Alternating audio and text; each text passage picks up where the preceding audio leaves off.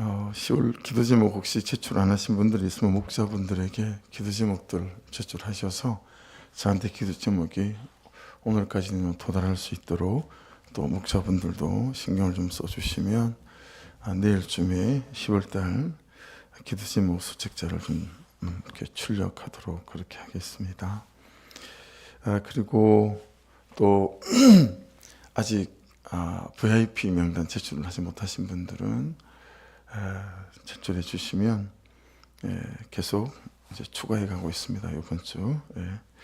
자, 8절 9절 보겠습니다. 여호와께서 또 아론에게 이르시되 보라 내가 내 거제물 곧 이스라엘 자손이 거룩하게 한 모든 헌물을 내가 주관하게 하고 내가 기름 부음을 받았으므로 말미암아 그것을 너와 내 아들들에게 영구한 몫의 음식으로 주노라. 지속물 중에 불살하지 아니한 것은 내 것이라. 그들이 내게 드리는 모든 헌물의 모든 소제와 속제제와 속건제물은 다 지극히 거룩한 즉 너와 내 아들들에게 돌리리니. 8절에 보시면 내가 주관하게 하고 음식으로 주노라. 그리고 9절에 내 것이라 너와 내 아들들에게 돌리리니. 오늘 말씀에는 소유에 대한 개념들이 이렇게 좀 나오는 것 같죠. 소유란 단어는 없으나 이건 네 것이다, 내가 너한테 맡긴다, 또 이건 너한테 주지 않는다, 뭐 이런 말씀들이 나오세요. 그래서 하나는 소유에 대한 거죠. 이것이 누구 것이냐. 또 하나는 그럼 이 소유가 어디로부터 온 것이냐, 또 누구로부터 주어진 것인가 라고 이제 말씀되어지는 거예요. 누가복음 12장에 우리가 익숙한 그런 사건이 하나 있어요. 누가복음 12장 16절로부터 시작되는 이제 스토리인데요. 또 비유로 그들에게 말하여 이르시되 한 부자가 그 밭에 소출이 풍성하며 너무 농사가 잘 된 거예요. 심중에 생각하여 이르되 내가 곡식 쌓아둘 곳이 없으니 어찌할까 하고 또 이르되 내가 이렇게 하리라. 내 곡간을 헐고 더 크게 짓고 내 모든 곡식과 물건을 거기에 쌓아두리라. 또 내가 내 영혼에게 이르되 영혼아 여러 해 쓸 물건을 많이 쌓아두었으니 평안히 쉬고 먹고 마시고 즐거워하자 하리라 하되 하나님은 이르시되 어리석은 자여 오늘 밤에 내 영혼을 도로 찾으리니 그러면 내 준비한 것이 누구의 것이 되겠느냐 하셨으니 자기를 위하여 재물을 쌓아두고 하나님께 대하여 부요하지 못한 자가 이와 같으니라. 그렇게 말씀합니다. 그래서 여러분 이게 참 우리 얘기이잖아요, 그죠? 소유에 대한, 또 소유의 집착에 대한, 더 가지기 원하고 이런 것들. 그래서 여러분 이 소유에 대한 베드로전서 2장에는 이렇게 이제 말씀을 하세요. 베드로전서 2장 9절인데 오직 너희는 택하신 족속이요. 벌써 여기서부터 넌 하나님의 소유다, 내 거다라는 거죠. 택하신 족속이니까. 왕 같은 제사장들이요 거룩한 나라요 그의 소유된 백성이니 이는 너희를 어두운 데서 불러내어 그의 귀한 빛에 들어가게 하신 자의 아름다운 덕을 선전하게 하려 하심이라. 여기에는 너도 내 소유지만 너의 인생과 너의 삶도 내 소유다. 그래서 네 인생과 네 삶을 통하여 내가 이렇게 너의 삶을 쓰기 원한다 라고 하는 메시지가 다 들어가 있는 그런 말씀이겠죠. 그래서 내가 하나님의 소유다 라고 말씀하는 거죠. 그러니 네가 가지고 있는 모든 삶에 대한 것도 나에 대한 소유다 라고 말씀하시는 거죠. 근데 여러분 잘 생각해 보세요. 하나님께서 하나님을 우리에게 주시는 방식도 이와 같으세요. 하나님께서 하나님의 좋으신 모든 것을 주는 방식도 이와 같다라고 하는 거죠.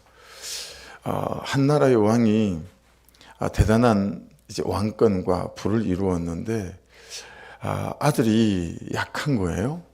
그래서 이 아들이 과연 이 부강한 나라와 이 더 센 신하들 이 틈에서 이 나라를 잘 이어받아서 잘 통치할 수 있을까? 그래서 여러분 이 왕이 이 나라를 왕자를 유학을 보내는 거죠. 공부를 시키러 보냈어요. 그 외국에 아주 유명한 학자가 있다고 해서. 그래서 이제 공부를 시켜서 보내놨는데 갑자기 급하게 건강이 안 좋아졌어요.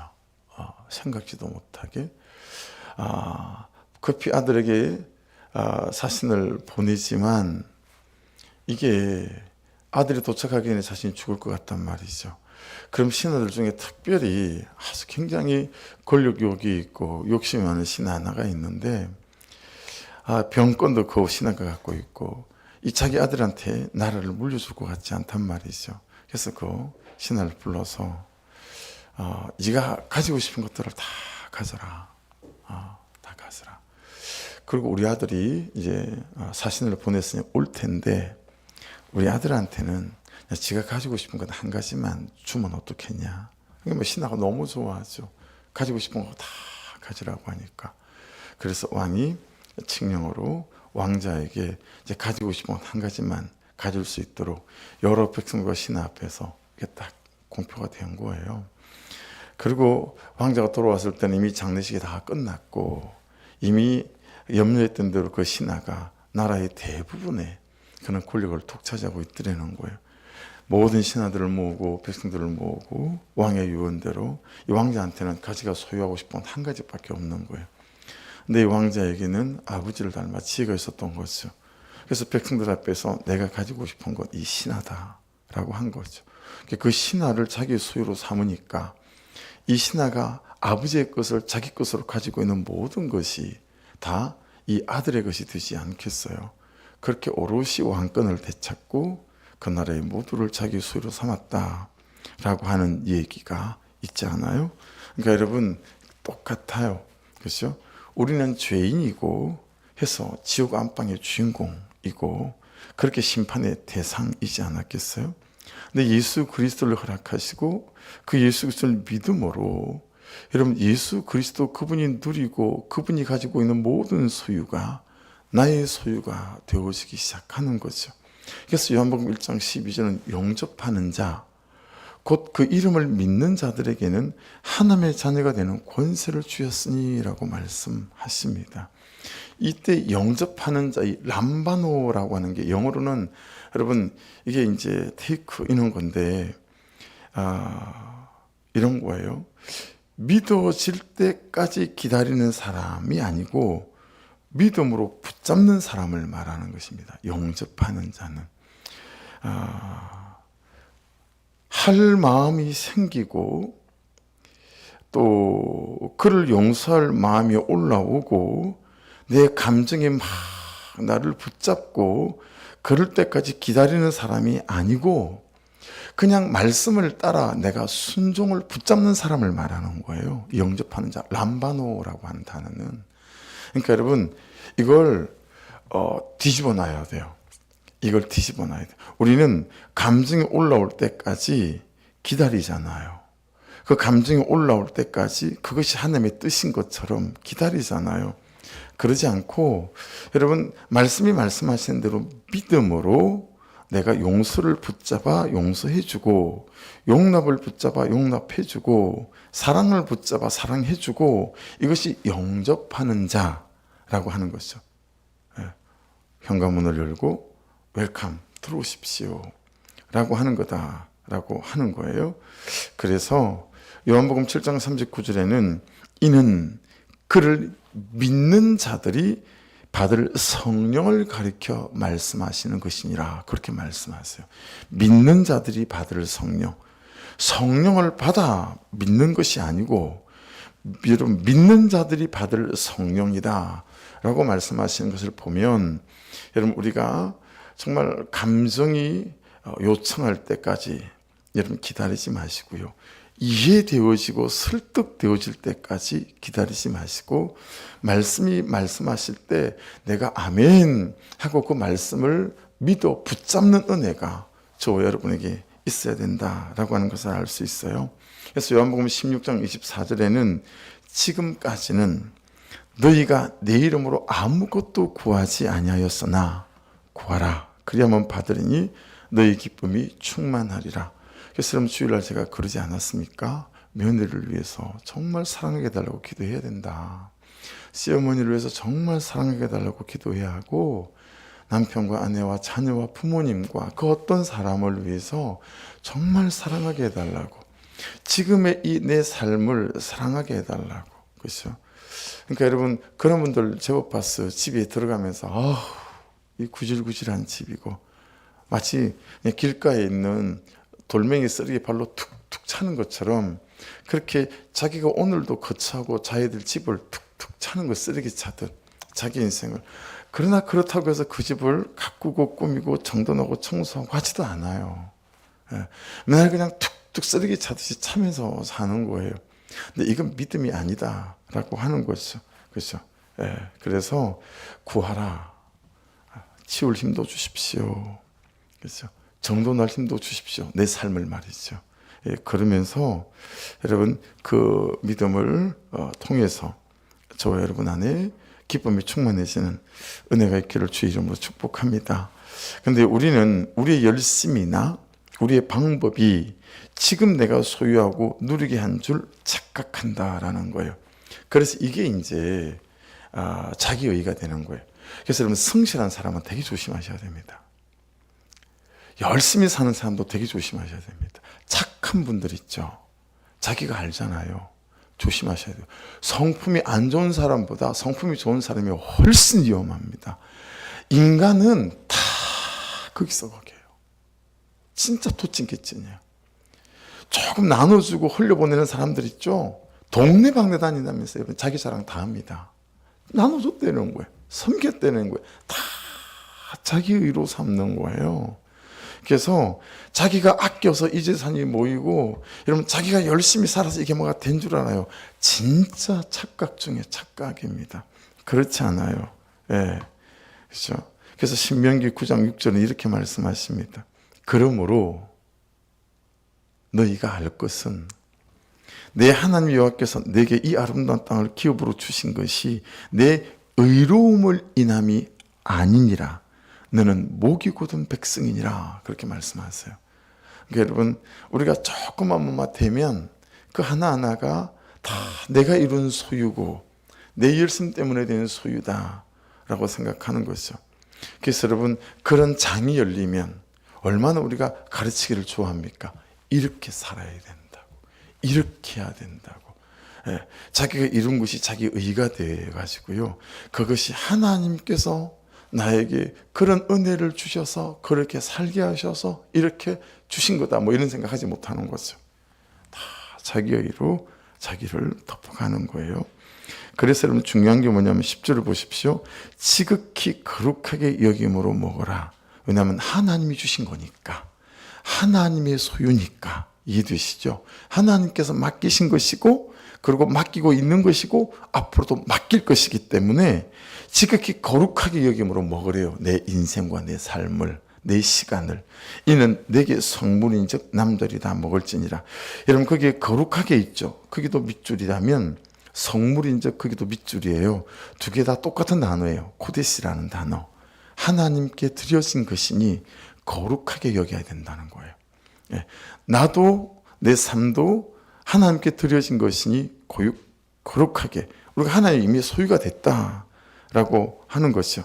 그러니까 하나님은 열심히 있는 사람, 성실한 사람보다도 먼저 찾으시는 분이 어떤 사람이겠어요? 거룩한 그릇입니다. 정결한 그릇이겠죠. 그러니까 우리가 하나님께 드려졌으니 우리의 삶 또한 드려졌고, 우리가 하나님께 드려졌고 나의 삶이 또한 드려졌으니 우리는 우리의 시간과 삶을 거룩함으로 살아야 하나님께서 우리를 제대로 쓰실 수가 있다라고 하는 거죠. 그래서 여러분 11절을 보십시오. 내가 하나님의 것이 되면서, 하나님의 소유가 되면서 아버지 하나님의 것이 자녀인 나의 것이 되어졌어요. 그 아버지의 것을 어떤 자격을 갖춘 자가 받아 누리게 되는지 11절 보세요. 내게 돌릴 것은 이것이니 곧 이스라엘 자손이 드리는 거짓 물과 모든 요제물이라. 내가 그것을 너와 내 자녀에게 영구한 몫의 음식으로 주었은즉 내 집에 정결한 자마다 먹을 것이니라. 이해되셨죠? 그죠? 나도 하나님의 소유고 내 삶도 하나님의 소유인데, 이제 그래서 나는 또한 하나님의 것이 나의 것이 되어졌어요. 그런데 그 하나님의 모든 것을 다 누리는 사람이 아니고 어떤 자녀가 그것을 나의 소유로 누릴 수 있냐면 내 집에 정결한 자마다 먹을 것이니라 되어 있어요. 13절도 가보시겠어요? 그들이 여호와께 드리는 그 땅에 처음 익은 모든 열매는 내 것이니 하나님의 것이니가 아니고 네 것이다. 아론에게, 그렇죠? 레위 지파에게 내 집에서 정결한 자마다 먹을 것이니라. 그러니까 여러분 돌아보셔야 돼요. 내가 성실하지 않아서 그런가? 내가 열심히 안 살아서 그런가? 내가 좀 너무 소비가 지나친가? 우리는 이렇게까지만 돌아보잖아요. 근데 그거는 내가 삽을 들고 내 인생을 막 파는 거예요. 근데 지금 여기 말씀은 정결한 자가 먹을 수 있대요. 거룩한 자가. 그렇죠? 말씀을 따라 자기를 지키는 자들이. 그것은 하나님께서 내 인생에서, 그렇죠? 포크레인으로 일하시는 작업일 수 있죠. 그러니까 여러분 사람의 심판과 하나님의 심판이 완전히 다른 지점이 여기 있다고 봐요. 사람의 심판은 지은 죄에 대한 벌이지만 하나님의 심판은 뭐예요? 우리를 거룩하고 정결하게 해서 다시 자격이 있는 자로 세우시기 원하시는 과정입니다. 할렐루야. 그래서 하나님의 것을 누리게 하기 원하심이에요. 그러니까 여러분 이 심판과 징계를 보는 눈이 완전히 달라져야 돼요. 또 죄지어서 벌 받는구나. 이건 사람의 시선이고 이건 사람의 심판인 거예요. 그런데 하나님께서 나에게 징계하시는 것은 그 하나님의 자녀가 하나님의 모든 소유를 누릴 수 있는 자격자로 다시 세우시기 위한 정결케 하시는 과정이요 작업이다라고 하는 거예요. 그렇지 않겠어요? 강아지 키우세요? 여러분 그러면 어때요? 강아지를 바깥에 데리고 갔다가도 여러분 집안에 들일 때는 어때요? 다 발 씻어서 그게 귀찮아서 안고 다니는 사람들이 있다라는 거예요. 데리고 들어오면 또 그걸 막 씻겨야 되니까. 그리고 집에 들이잖아요. 그럼 여러분 그때부터 주인이 누리는 그 공간이 강아지의 것이 되죠. 주인이 누리는 그 좋은 것들이 다 강아지의 것이 되지 않습니까? 강아지도 발을 씻겨서 드린다라고 하는 거예요. 그렇죠? 그래서 여러분 우리가 이번 주에 말씀 보겠지만 하나님께서 출애굽 우리가 호렙산에서 볼 때 하나님께 하시는 말씀이 뭐예요? 야 이게 거룩한 땅이니까 야 모세 네 발 벗어, 네 신 벗어. 그 말씀 하시지 않아요?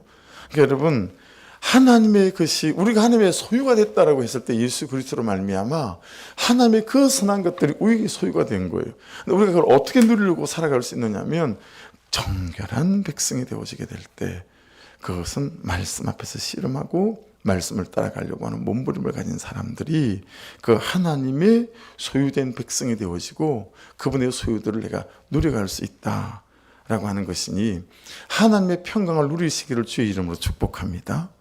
하나님의 그 선하심을 누리시고 하나님의 그 자유하심을 누리시고 그 은혜가 있길 바랍니다. 그래서 여러분 보세요. 많이 가졌고 나보다 훨씬 많은데 항상 불안에 떨고요. 항상 그냥 감정적으로 요동을 치고요. 막 없다 그러고요. 근데 여러분 나보다 훨씬 없고 누리는 게 없는데 나보다 훨씬 넉넉하고 여러분 하나님을 누리는 사람들이 있으세요. 그게 우리를 압도하는 거죠. 그래서 우리 이기려고 싸우잖아요. 그렇죠? 내가 옳다고 싸우잖아요. 그러나 오늘 말씀에 보더라도 자기 죄를 보는 게 정말 이기는 거다라는 거죠. 정결한 자가 하나님의 소유를 내 소유로 받아 누리는 거니까. 여러분 진짜요. 자기 죄를 보는 사람이 진짜 이기는 인생을 사는 거예요. 왜냐하면 정결한 자니까. 자기와 말씀으로 직면하는 자. 그렇죠? 자기의 죄인됨을 인정하는 자. 그래서 십자가에 달리는 사람이 여러분 진짜 하나님의 소유가 되고 그분의 모든 소유를 누리는 그는 영적 아들됨의 인생이 될 수 있겠죠. 그래서 여러분 우리가 참 자주 입에 올려야 될 그런 말씀의 기도가 있어요. 시편 51편 10절에서 다윗이 했던 기도. 하나님 제 안에 정한 마음을 창조하시고 정직한 영을 새롭게 도와주십시오. 이 기도 바세바를 보한 뒤에 나단 선지자가 찾아온 뒤에 이런 다윗이 했던 기도예요. 왜냐하면 자기는 또 그럴 수 있다는 사실을 너무 잘 알거든요.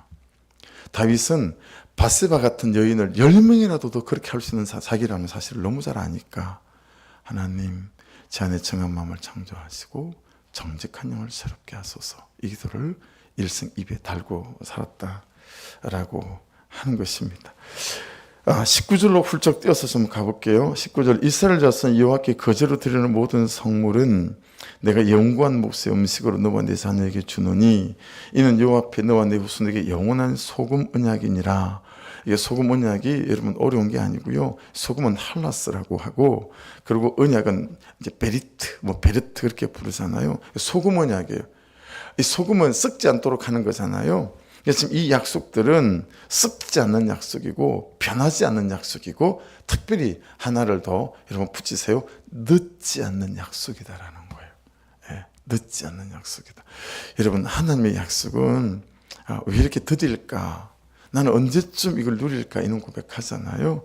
여러분, 하나님의 약속은 늦지 않게, 썩지 않는 약속이고 변하지 않는 약속이기에, 여러분 거기 19절까지 13절 이후로 그 말씀을 읽어보시게 되면 그 안에서 하나님의 것을 하나님의 것으로 구별할 줄 알고, 하나님의 것을 하나님의 것으로 또 드릴 줄 알고, 나에게 허락하신 것들을 감사함으로 기쁨으로 잘 누리면 여러분 썩지 않는 약속이 되고 변치 않는 약속이 되어져서 늦지 않게 저와 여러분에게 도달하게 될 줄로 믿습니다.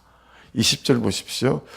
여호와께서 또 아론에게 이르시되 너는 이스라엘 자손의 땅에 기업도 없겠고 그들 중에 아무 분깃도 없을 것이나, 빗줄입니다. 빗줄. 내가 이스라엘 자손 중에 내 분깃이요 내 기업이니라. 오늘 새벽에 저의 키벌스입니다. 핵심 구절. 내가 이스라엘 자손 중에 내 분깃이요 내 기업이니라. 이걸 배우는데 일생이 걸리는 것 같아요. 이걸 깨닫는데 평생이 걸리는 것 같아요. 근데 여러분은 오늘 아침이었으면 합니다. 이것을 내가 누리고 사는 삶은 여러분 1초도 없는 사람이 많아요. 이걸 배우는 데는 평생이 걸렸는데 이걸 누리는 사람은 1초도 없는 거예요. 송창식, 또 그 다음에 누구죠? 그런 분들, 그런 분들의 조카뻘 되는 분이 갑자기 이름이 생각이 안 나네요. 그 가수. 제가 그분 제 나이 때 맞지 않는데 제가 그분 노래 여러 개를 옛날에 노래 부르고 할 때 18번으로 많이 불렀어요. 근데 이분이 이제 금지곡이 되고 하니까 미국으로 그냥 갔어. 싫다. 요즘 우리 MZ 세대 같으면 헬 조선 버리고 미국으로 건너간 거예요. 가서 보니까 이런저런 사업을 잘하는 분들이 있어 방송국도 하고요. 커피숍도 하고 식당도 하고 돈을 엄청 많이 벌었어요. 근데 가만 보니까 미국 남자들이 자기 눈에 두 눈으로 읽히기 시작하더래요. 돈이 많이 버니까 그런데 초대가 많이 됐대. 사교계에 돈 잘 벌은 성공한 미국 남자들, 그런 사교계에 이제 몸을 담게 된 거예요. 이렇게 보니까 남자는 딱 두 종류더라. 일생 돈 벌다가 죽는 남자, 두 번째 남자는 돈 벌어놓고 죽는 남자. 이게 훅 깨달아지는 거예요. 그래서 여러분 자기 재산을 전부 다 그냥 그날로 사업 중단하고 다 팔아가지고 정리해서요, 미국 횡단하고 미국 종단하고 트레일러로, 그러고 난 년 후에 한국으로 건너왔어요. 그리고 울릉도에다가 땅을 몇만 평을 사지 않았겠어요? 그 지금 울릉도 가면 그분이 울릉도에 살아요. 몇만 평 땅에다가 자기 집도 짓고 농장도 만들고 그러고 사는 거예요. 여러분, 그가 복음을 깨닫진 않았죠. 복음을 몰라요. 그러니까 그냥 자기의 삶을 그렇게 누리는 거죠. 여러분, 지금 제가 무슨 말씀을 드리는 거냐면, 내가 배우는데 일생이 걸리고 내가 이걸 배우는 깨닫게 되는데 평생이 걸리지만 그냥 몇 초도 누리지 못하고 사는 그리스도인들이 너무 많다는 거예요. 그러니 이것을 자녀들에게 보여주는 삶이 안 돼요. 이것을 삶으로 외에는 가르칠 방법이 없는 것이기 때문에 자녀들은 부모를 통해서 이걸 한 번도 본 적이 없는 거예요. 여러분, 레위 자녀들이 그러지 않았을까요? 엄마, 아빠, 우리는 어떻게 땅 한 평이 없어? 그 흔한 시금치 하나, 여러분 제가 시금치라고 말씀드리는 이유는 시골 가잖아요. 시금치는 어디서 키우냐면 산비탈, 좋은 밭에 시금치 안 키웁니다. 시금치는 산비탈, 응달이 져서 햇빛도 잘 안 드는데 그는 쓸모없는 땅에 시금치를 심어요. 왜냐하면 시금치는 그런 땅에서 잘 되거든요. 그러니까 시금치를 하나 심을 땅 한 빼기가 없는 그런 사람들이 우리 고향에도 보면 있거든요. 다른 땅은 없어도 시금치 정도 심을 만한 땅은 다 산밑에 있어요. 근데 그 집은, 우리 친구 그 집은 시금치 심을 땅 한 평도 없는 거예요. 레위 자손들이 엄마 우리는 어떻게 시금치 심을 땅 한 평도 없어? 뭐 이래? 레위 자손들이 그러지 않았겠냐고요. 그랬을 때 여러분 레위 아빠가, 레위 엄마가 무슨 얘기 하는 거예요? 아들, 우리는 하나님이 우리의 기업이야. 딸, 우리는 하나님이 우리의 분깃이야. 그러니 저들은 열심히 땅을 일구지만 너는 하나님을 일구고 하나님의 말씀을 일구잖아. 그럼 하나님이 너를 채우신다. 그러고 나니까 자기 아빠의 삶이 해석이 되는 거예요. 그러고 보니 자기 엄마의 삶이 해석이 되는 거예요. 진짜 별거 없었는데 어떻게 이렇게 내 삶이 하나님께서 채우셨지? 그러고 보니 우리 엄마의 아빠의 삶이 해석되어져서 우리 엄마와 아빠는 하나님이 분기시고 하나님이 기업이셨구나. 그래서 하나님께 그분의 삶을, 우리 엄마 아빠의 삶을 드렸고 하나님은 그렇게 우리 가정을 채우고 내 인생을 채워오셨던 거구나. 이걸 어느 날 우리 딸과 우리 아들이 깨닫는다면 여러분은 정말 인생의 가장 큰 놀라운 삶을 살아온 것이 아니겠느냐라는 거예요. 그러니까 여러분, 우리 딸과 아들이 어느 날 깨닫게 될 거거든요. 예, 우리 집은 우리 둘째 딸만 이걸 깨달았어요. 예, 이번 여름에 이걸 깨달았어요. 그리고 저한테 와서 용서를 구했어요. 자기는 예수님을 잘 믿고 싶지 않았대요. 하나님을 잘 믿고 싶은 생각이 정말 없었대요. 정말 신실해 보였던 우리 둘째 딸이. 왜 그러냐면 자기는 처음에는 막 부자가 되고 싶고 돈을 많이 벌고 싶고 성공하고 싶고 이 마음 때문에 그런 줄 알았대요. 그런데 자기가 하나님 앞에 딱 섰는데 하나님께서 뭘 보여주셨냐면 실제는 그게 아니고 우리 아빠 같은 삶, 우리 엄마 같은 삶 살기 싫어가지고 하나님을 잘 믿고 싶은 생각이 없었다라는 걸 이번 여름에 집회 가운데 처음 깨닫게 된 거예요. 이걸 깨닫게 되면서 여러분, 하나님을 기업으로 살아가는 아빠의 삶과 엄마의 삶이 너무 처음으로 귀해 보이더라는 거예요. 너무 소중해 보이고 존경스럽더라는 거예요. 그리고 저한테 찾아와서 용서를 구하는 거예요. 아빠, 내가 용서 구할 게 있어. 민망하잖아요. 딸이 나한테 용서를 구하겠다니까. 뭐야, 됐어. 뭔지 용서를 구해. 아니, 아빠, 내가 진짜 용서를 구할 게 있어. 뭔데? 그러면서 이제 울기 시작하는 거예요. 울기 시작하는 거예요. 그러면서 제가 말씀드린 이 고백을 했었어요. 이 말씀이 그 말씀이에요. 내가 이스라엘 자손 중에 내 분깃이요 내 기업이니라. 여러분, 무슨 말씀하시는 거예요? 세상에 하나님께서 맨날 하나님은 넌 나의 소유다, 넌 나의 소유다 이 말씀만 하시는 줄 알았더니 지금 하나님이 내가 네 소유다 이렇게 말씀하시는 거예요. 내가 너의 기업이다 이렇게 말씀하시는 거죠. 내가 너의 몫이다 이렇게 말씀하시는 거예요. 여러분, 돈 많이 벌지 않아도 대단한 부자가 되지 않아도 적어도 우리가 우리의 자식에게 이건 물려주고 가야 되지 않겠어요? 우리 아빠의 기업은, 우리 엄마의 기업은 하나님이셨구나. 그래서 이렇게 하나님께서 우리 엄마 아빠 나의 삶을 챙기셨구나. 나도 내가 하나님의 소유가 되면 하나님이 내 소유 되셔서 내 인생을 챙기시겠구나. 이것만 되어진다면 더할 나위 없는 참 놀라운 인생으로 저와 여러분이 서갈 줄로 믿습니다. 기도하겠습니다.